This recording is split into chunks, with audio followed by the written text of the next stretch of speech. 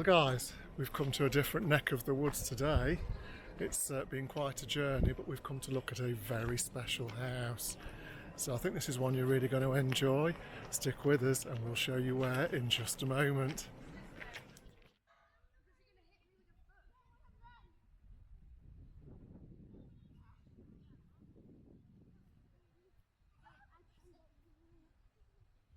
Well guys, hello again. Hello. So behind us you can see a magnificent Palladian house called Basildon Park. Yeah, we are near to Reading. That's right. It's a beautiful part of the world. It was quite a drive down here today, so Ant did the honours as usual. But this house is a magnificent place. It was saved from almost certain demolition after the Second World War by Lord and Lady Iliffe, and it is full of the most beautiful furniture and paintings. So would you like to come and take a look with us? Let's go.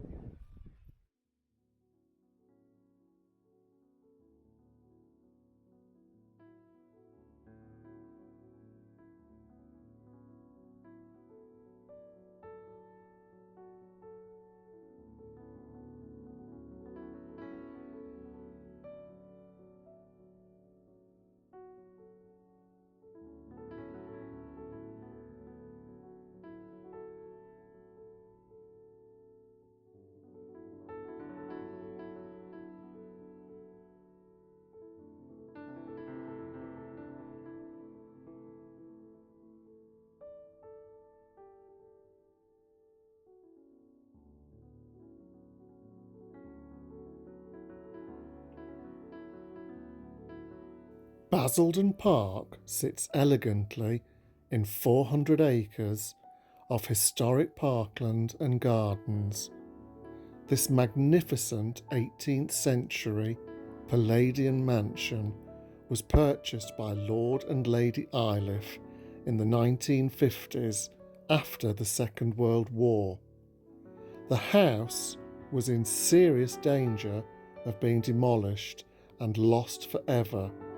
But with extraordinary vision, the Iliffes brought Basildon Park back to life, restoring the house and acquiring a fine collection of furnishings and very carefully selected old master paintings.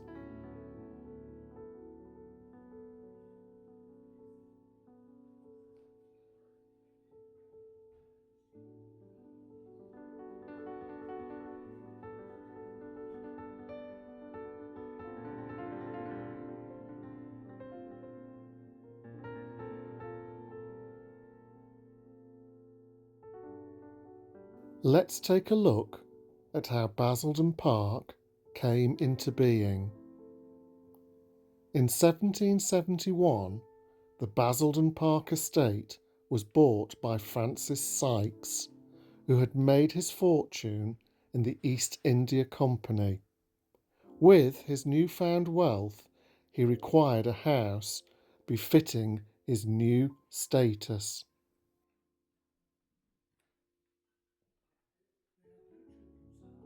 Sykes demolished an older house that stood on the site, and he employed architect John Carr to build the Bathstone mansion we see on today's visit.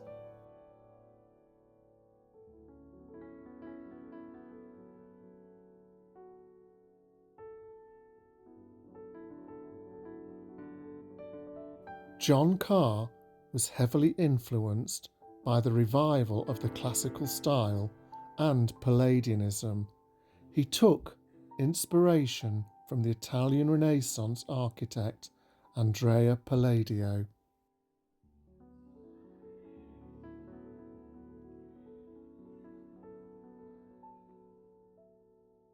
Basildon is not too far from the capital city of London.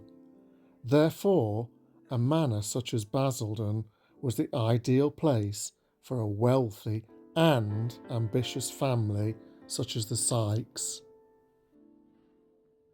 They would go on to live at Basildon Park up until 1838. At this time, the estate was bought by the Morrison family, who would live here for almost a century, up until 1928.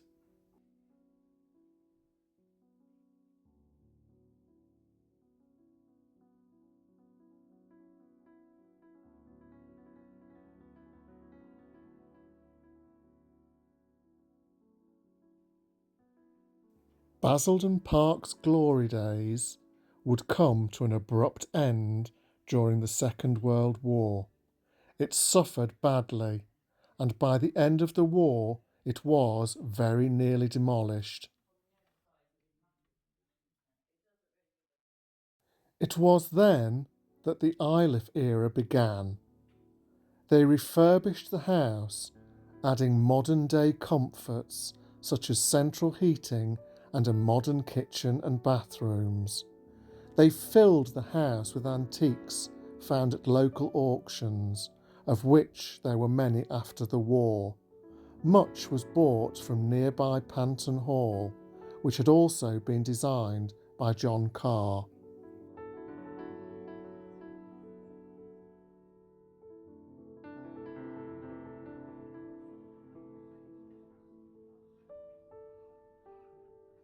The Iliffs were socialites, and they enjoyed many parties during the 25 years they lived in the house, before moving into the South Pavilion and gifting the property to the National Trust in 1978.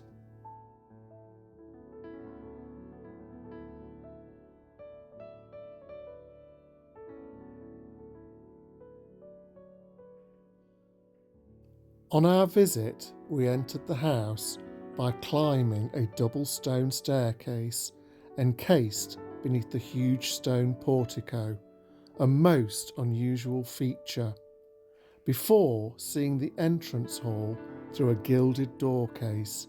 It is a very theatrical entrance which builds anticipation for what is to come. The entrance vestibule and hall retains much of its neoclassical decorative features, perhaps more so than anywhere else in the house. The walls, ceiling and plasterwork panels are all original, as are the Spanish mahogany doors. The staircase hall at the centre of the house is also considered to be one of Carr's most monumental interiors.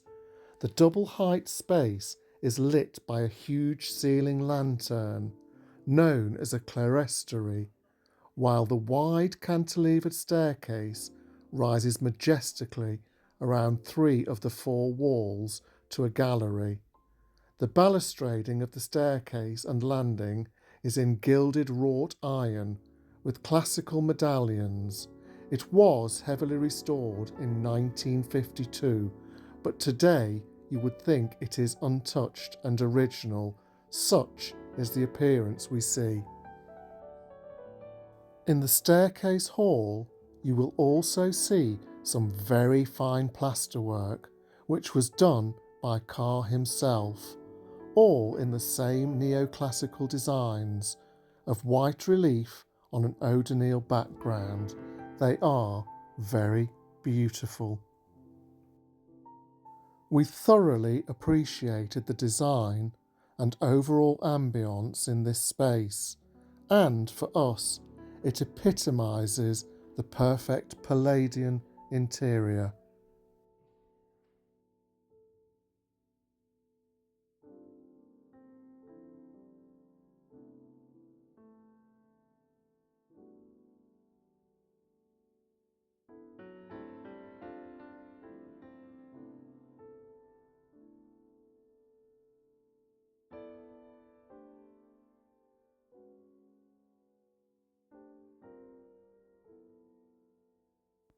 In addition to being open to the public, the house has also served as a filming location for TV and movies. It was the setting for Netherfield Park in the 2005 film Pride and Prejudice, and more recently the 2019 film The Gentleman. Many fans of the hit TV series Downton Abbey will also recognise much of the interior of Basildon, as the rooms were used as the Crawleys' London home.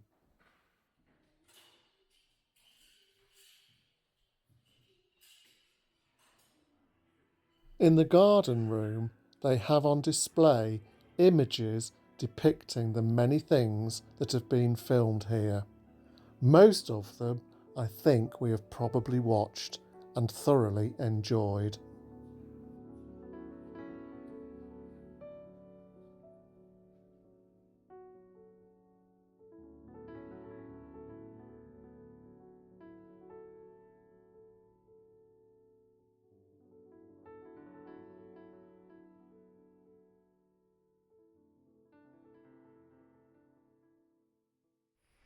Well, we've just been inside Basildon Park and it is very, very beautiful. It's a rather busy day here today. It's the weekend and I think everybody is making the most of the sunshine. So yeah, we're just going to take a look at the gardens now. So if you'd like to see the gardens at Basildon Park, stay with us.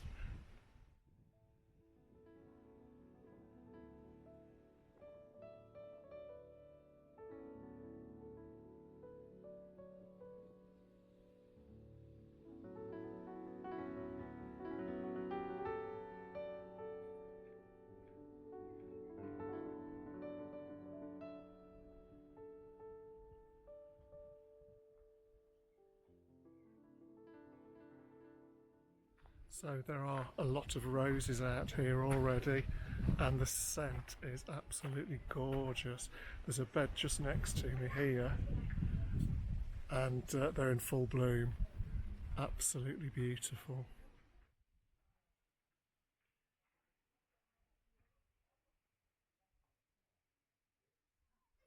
I wish you could actually smell the scent from these roses. It's incredibly heady.